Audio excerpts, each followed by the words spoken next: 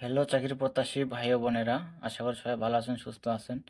তো দেখতে পাচ্ছেন গণবন্ধু বাংলাদেশ সরকার শিক্ষা প্রকৌশল অধিদপ্তর নিয়োগ বিজ্ঞপ্তি প্রকাশ পেয়েছে। তো এখানে প্রকাশের তারিখ দেওয়া আছে 26 ফাল্গুন 1431 বঙ্গাব্দ, 11 মার্চ 2025 খ্রিস্টাব্দ। তো এখানে আবেদন করতে হবে অনলাইনের মাধ্যমে।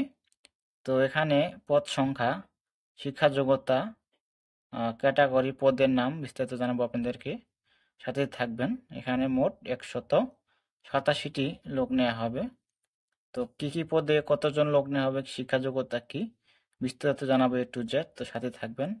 আর একটা রিকোয়েস্ট থাকবে, এই চ্যানেলে যারা নতুন, এখনও এই চ্যানেলে সাবস্ক্রাইব করেন নাই বা সকল ধরনের সরকারি চাকরি নিয়োগ বিজ্ঞপ্তি পেতে চান, তো অবশ্যই চ্যানেলকে সাবস্ক্রাইব করে সাথে থাকুন। ভিডিও আপলোড দেওয়া মাত্র আপনার মোবাইল নোটিফিকেশন পৌঁছে যাবে। তো এখানে 1 থেকে ক্যাটাগরি দেওয়া আছে 10টি। তো 10 নং পদে বলা আছে ইলেকট্রিশিয়ান। জাতীয় বেতন স্কেল দেওয়া হবে 9,300 থেকে 22,490। 16 গ্রেডে বেতন দেওয়া হবে। পদ সংখ্যা 2 জন দেওয়া আছে। শিক্ষা যোগ্যতার মান দেওয়া আছে কোনো শিক্ষিত বোর্ড হতে সংশ্লিষ্ট ট্রেডে উচ্চ মাধ্যমিক সার্টিফিকেট, ভোকেশনাল সহ সংশ্লিষ্ট কাজে ন্যূনতম 6 মাসের বাস্তবিকতা থাকতে হবে। ইন্টার পাস থাকলে পদে আবেদন করতে পারবেন।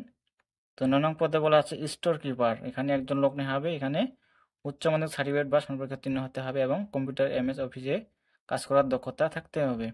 তো 8 নং পদে বলা আছে অফিস সহকারী কাম কম্পিউটার মুদ্রাক্ষরিক। এখানে দেখতে পাচ্ছেন 76 জন লোক নেওয়া হবে এই পদে। এখানে শিক্ষা যোগ্যতার মান বলা আছে কোনো স্বীকৃত বোর্ড হতে অন্য দ্বিতীয় বিভাগ বা সমানের GPA-তে উচ্চ মাধ্যমিক সার্টিফিকেট বা সমপরীক্ষা উত্তীর্ণ হতে হবে এবং কম্পিউটারের ব্যবহারের দক্ষতা, কম্পিউটার মুদ্রার স্বর্ণগতি প্রতি মিনিটে ইংরেজিতে 20 শব্দ এবং বাংলায় 20 শব্দ থাকতে হবে। Word processing, email, fax machine চালানোর দক্ষতা থাকতে হবে। তো 7 নং পদে বলা আছে হিসাব সহকারী। হিসাব সহকারী দেওয়া আছে 39 জন। এখানে শিক্ষা যোগ্যতার মান দেওয়া আছে উচ্চ মাধ্যমিক সার্টিফিকেট, কম্পিউটার MS অফিসে কাজ করার দক্ষতা থাকতে হবে। তো 6 নং পদে বলা আছে 60 মুদ্রাক্ষরিক কাম কম্পিউটার অপারেটর।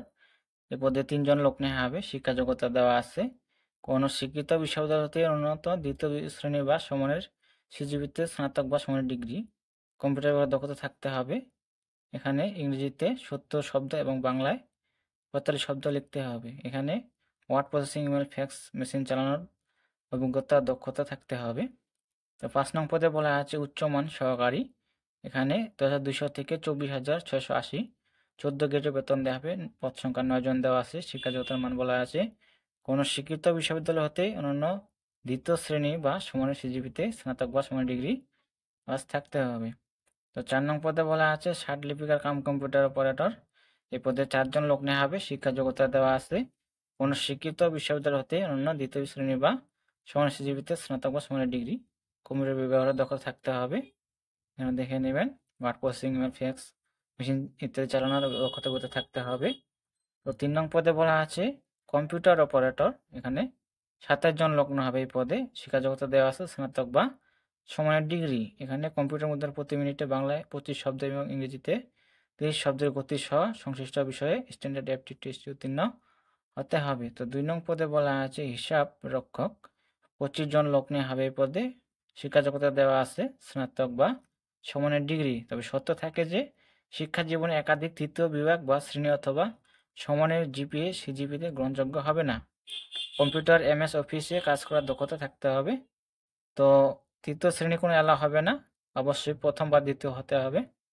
এখানে দেখে নেবেন। তো 1 নং পদে বলা আছে স্টোর অফিসার। এখানে একজন লোক নেওয়া হবে এই পদে। শিক্ষা যোগ্যতা দেওয়া আছে স্নাতক বা ডিগ্রি। অবশ্যই কম্পিউটার MS অফিস কাজ করার দক্ষতা থাকতে হবে। তো বিস্তারিত কি কি পদে কতজন লোক নেওয়া হবে, শিক্ষা যোগ্যতা বিস্তারিত জানালাম আপনাদেরকে। এখানে মূল বিষয় যেটা হলো আবেদনের বয়স। এখানে অবশ্যই যারা 18 থেকে 32 বছর তারা আবেদন করতে পারবেন শুধুমাত্র।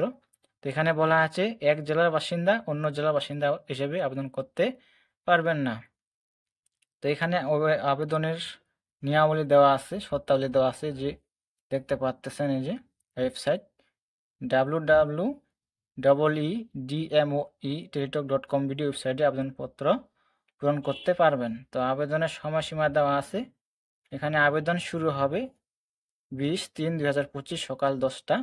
আবেদন শেষ হবে 19/4/2025 বিকাল 5টা।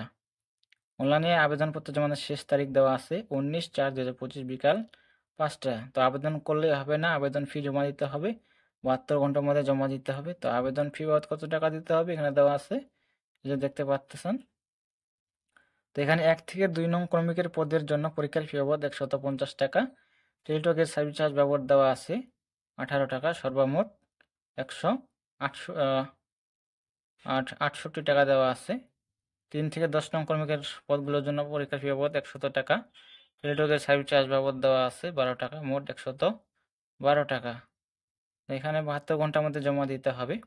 তো কীভাবে জমা দেবেন, এই যে SMS দেওয়া আছে, প্রথমে SMS এই যে নমুনা দেওয়া আছে, এই হিসাবে আপনাদেরকে টাকাটা পেমেন্ট করতে হবে। তো এই ছিল বিষয়, এখানে বিস্তারিত দেখে আপনারা আবেদন করবেন। তো এখানে সূত্র দেওয়া আছে, দৈনিক আমার দেশ 12 মার্চ 2025 প্রকাশিত হয়েছে, এখানে দেখে আপনারা আবেদন করবেন। তো এই ছিল বিষয়।